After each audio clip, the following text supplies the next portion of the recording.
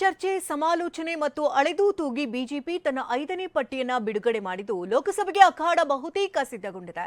ಅದರಲ್ಲೂ ರಾಜ್ಯ 4ವರಿಗೆ ಲೋಕಸಭಾ ಟಿಕೆಟ್ ಸಿಕ್ಕಿದ್ದು ಅನಂತಕುಮಾರ್ ಹೆಗಡೆಗೆ ಬಿಗ್ ಶಾಕ್ ಎದುರಾಗಿದೆ.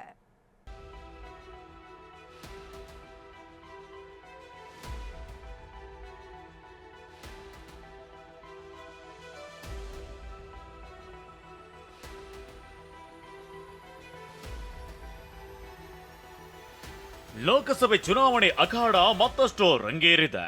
ರಣಕಲಿಗಳು ನಾನಾ ನೀನಾ ಅಂತ ಪರಸ್ಪರ ತೊಳೆತಟ್ಟಿದ್ದಾರೆ. ಇದೀಗ ತೀವ್ರ ಕುತೂಹಲ ಕೆರಳಿಸಿದ್ದ ಬಿಜೆಪಿಯ 5ನೇ ಪಟ್ಟಿ ನಿನ್ನೆ ರಾತ್ರಿ ಪ್ರಕಟವಾಗಿದೆ.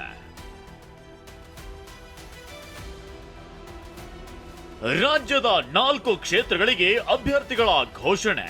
ಚಿತ್ರದುರ್ಗ ಪೆಂಡಿಂಗ್.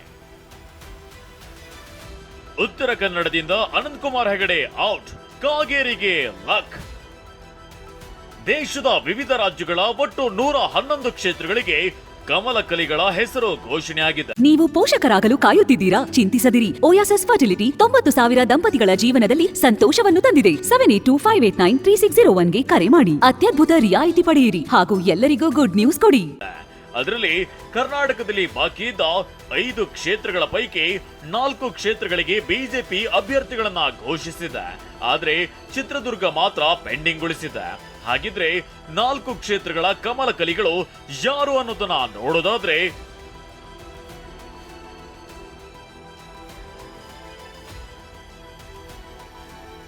ಬಹುನಿರೀಕ್ಷಿತ ಉತ್ತರ ಕನ್ನಡ ಕ್ಷೇತ್ರದಲ್ಲಿ ಬಿಜೆಪಿ ಫೈರ್ ಬ್ರ್ಯಾಂಡ್ ಅನಂತಕುಮಾರ್ ಹೆಗಡೆಗೆ ಟಿಕೆಟ್ ಮಿಸ್ ಆಗಿದೆ. ಹೆಗಡೆ ಬದಲು ವಿಶ್ವೇಶ್ವರ ಹೆಗಡೆಗೆ ಟಿಕೆಟ್ ಸಿಕ್ಕಿದೆ. ಚಿಕ್ಕಬಳ್ಳಾಪುರದಲ್ಲಿ ಭಾರಿ ಪೈಪೋಟಿ ನಡುವೆ ಡಾಕ್ಟರ್ ಕೆ ಸುಧಾಕರ್ ಹೆಸರು ಫೈನಲ್ ಆಗಿದೆ.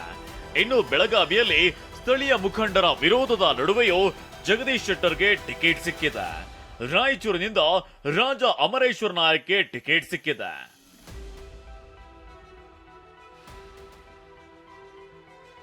ಟಿಕೆಟ್ ತಪ್ಪುತ್ತಿದ್ದಂತೆ ಅನಂತಕುಮಾರ್ ಹೆಗಡೆ ಭಾವುಕ ಪತ್ರ.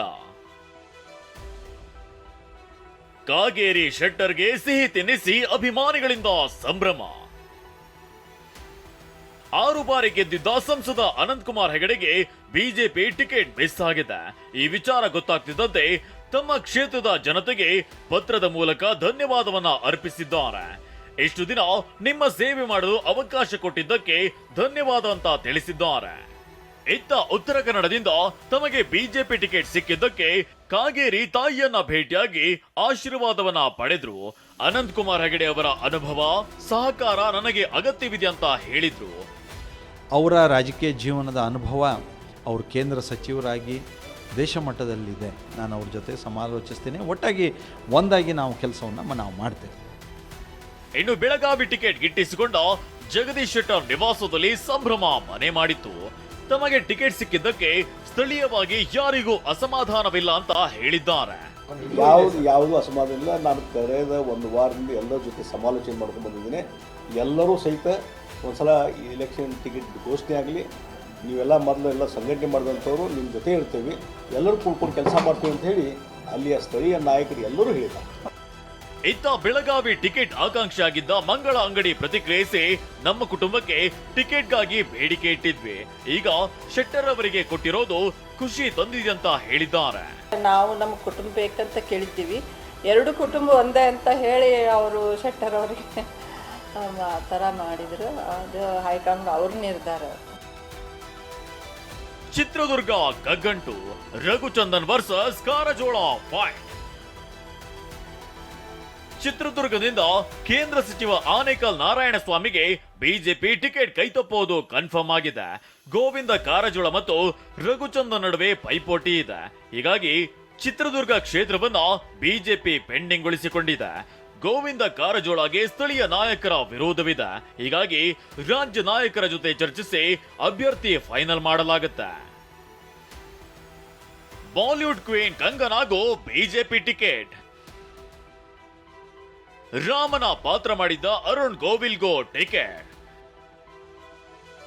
ಇನ್ನು ಬಿಜೆಪಿ ಈ ಬಾರಿ ರಾಷ್ಟ್ರದಲ್ಲಿ ಹಲವು ತಾರೆಯರಿಗೆ ಮಣೆ ಹಾಕಿದೆ. ಬಾಲಿವುಡ್ ಕ್ವೀನ್ ಕಂಗನಾ ರನೌತ್ಗೆ ಹಿಮಾಚಲ ಪ್ರದೇಶದ ಮಂಡಿ ಕ್ಷೇತ್ರದಿಂದ ಟಿಕೆಟ್ ಘೋಷಿಸಿದೆ. ರಾಮಾಯಣ ಧಾರಾವಾಹಿಯಲ್ಲಿ ರಾಮನ ಪಾತ್ರ ಮಾಡಿದ್ದ ಪ್ರಸಿದ್ಧ ನಟ ಅರುಣ್ ಗೋವೆಲ್ ಮೀರತ್ ಕ್ಷೇತ್ರದಿಂದ ಬಿಜೆಪಿ ಟಿಕೆಟ್ ಸಿಕ್ಕಿದೆ. ಇನ್ನು ನಿನ್ನೆ ಸಂಜೆ ಅಷ್ಟೇ ಬಿಜೆಪಿ ಸೇರಿದ್ದ ಕಾಂಗ್ರೆಸ್ನ ಮಾಜಿ ಎಂಪಿ ನವೀನ್ ಜಿಂದಾಲ್ಗೆ ಹರಿಯಾಣದ ಕುರುಕ್ಷೇತ್ರದಿಂದ ಟಿಕೆಟ್ ನೀಡಿದೆ. ಉಳಿದಂತೆ ವಯನಾಡುವಿನಲ್ಲಿ ರಾಹುಲ್ ಗಾಂಧಿ ವಿರುದ್ಧ ಕೆ ಸುರೇಂದ್ರನ್ ರನ್ನ ಬಿಜೆಪಿ ಕಣಕ್ಕಿಳಿಸಿದೆ. ಅರುಣ್ ಸಿಂಗ್ಗೆ ಪಶ್ಚಿಮ ಬಂಗಾಳದ ಬ್ಯಾರಕ್ಪುರ ಕ್ಷೇತ್ರ, ಮನೇಕಾ ಗಾಂಧಿಗೆ ಯುಪಿಯ ಸುಲ್ತಾನ್ಪುರ ಕ್ಷೇತ್ರದಿಂದ ಟಿಕೆಟ್ ಸಿಕ್ಕಿದ್ರೆ ವರುಣಾ ಗಾಂಧಿಗೆ ಈ ಬಾರಿ ಟಿಕೆಟ್ ಮಿಸ್ ಆಗಿದೆ. ರವಿಶಂಕರ್ ಪ್ರಸಾದ್ಗೆ ಬಿಹಾರದ ಪಾಟ್ನಾ ಸಾಹಿಬ್ ಕ್ಷೇತ್ರದಿಂದ, ಸಂಬಿತ್ ಪಾತ್ರಾಗೆ ಒಡಿಶಾದ ಪುರಿ ಕ್ಷೇತ್ರದಿಂದ ಬಿಜೆಪಿ ಟಿಕೆಟ್ ಘೋಷಣೆ ಆಗಿದೆ. Bureau report ಟಿವಿ9.